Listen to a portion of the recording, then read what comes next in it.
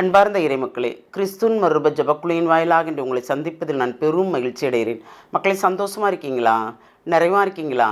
மகிழ்ச்சியாக இருக்கீங்களா? மன அமைதியாக இருக்கீங்களா?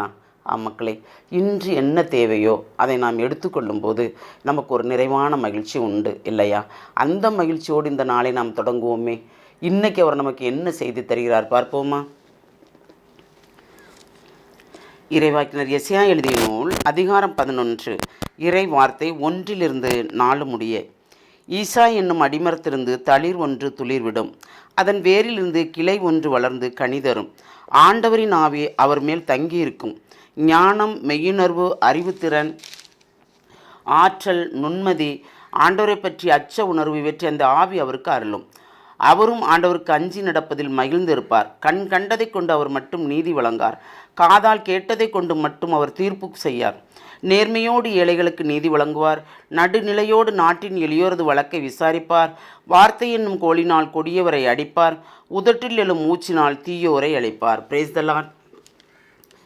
அடிமரத்திலிருந்து ஈசாயின் தளிர் ஒன்று தளிர்க்கும். யார்? இயேசு.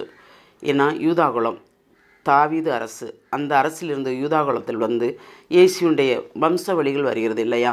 நாம் விவிலியம் வாசிக்கும் போதும் திருப்பலி பார்க்கும்போதும் நமக்கு இறைவனுடைய வம்சவழி என்ன, மனிதனாக பிறப்பதற்கு ஒரு வம்சம் வேண்டும் என்பதை எடுத்து கூறுகிறது இறைவார்த்தை. அதன்படி இயேசு நமக்காக வரும்போது என்ன செய்கிறாரு? அவருக்கு அஞ்சி நடப்பதில் நாம் நிறைவாக இருக்கும்போது அவர் பிதாவின் திட்டப்படி நம்மளை நிறைவாக வழி நடத்துகிறார். பிதாவிடம் கேட்டு தான் செய்கிறார் எல்லாமே இல்லையா? அவர் இறைமகனாக இருந்தாலும் தந்தையின் திட்டத்தை நிறைவேற்ற இங்கே வருகிறார். இவ்வுலகிற்கு மனிதனாக பிறக்க வருகிறார். அப்படி வரும்பொழுது நமக்காக, ஏழை எளியோர்களுக்காக வருகிறார், வறியோருக்காக வருகிறார், விதவைகளுக்காக வருகிறார், கைவிடப்பட்டவர்களாக வருகிறார். அப்படி வரும்போது அவர் நமக்கு எல்லாற்றையுமே நிறைவே தருவார். ஏனென்றால் நமக்கு நிறைவான எதிர்கால வரைக்கும் நமக்கு நீதி கிடைக்கவில்லையா? அவர் நீதி வழங்குவார். எல்லா வகையிலையும் நம்ம நிறைவாக வழிநடத்தி செல்வார். எது தேவையோ அதை அனைத்தையும் அவர் நமக்கு செய்து தருவார். செய்து தருகின்ற இறைவன் தான் நம்மளோடு இருக்கிறார்.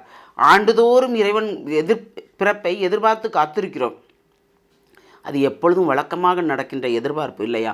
ஆனால் நாம் முழுமையாக இறைவனோடு இருந்தால் நமக்குள் எப்பொழுதும் இறைவன் பிறப்பார். நம்மளை நீதியோடு நடத்துவார். நமக்கு நேர்மையான காரியங்களை சொல்லித் தருவார். நேர்மையான வழியை செய்யும்படி செய்வார். இப்படி ஒவ்வொரு காரியங்களும் இறை சித்தத்தின்படியே, இறை திட்டத்தின்படியே நடக்கும். இறை சித்தம் இல்லாமல் நமக்கு எதுவுமே இல்லை என்று மட்டும் நாம் நினைத்தால் எல்லாமே நமக்கு நிறைவு கிடைக்கும். அந்த நிறைவை தான் நாம் கேட்க வேண்டும். நம் வார்த்தையை கொண்டே நமக்கு வழிகள் ஒவ்வொன்றும் பிறக்கும். அப்போ நம் வார்த்தை தேவையற்றதை நாம் பேசாமல் தேவையானதை மட்டும் பேசும்படி அந்த நாவுக்கு இறைவன் நமக்கு கட்டளையிட வேண்டும். நாவு தான் ஒருத்தரை வாழவும் வைக்கும், அழியவும் வைக்கும். அப்போ அந்த நாவை கட்டுப்படுத்துவது யார்? நாம் தான். எதை பேச வேண்டும் என்பதை சிந்தித்து பேசும்போது எல்லாமே நமக்கு ஒரு நிறைவான வழியை அமைத்து தரும்.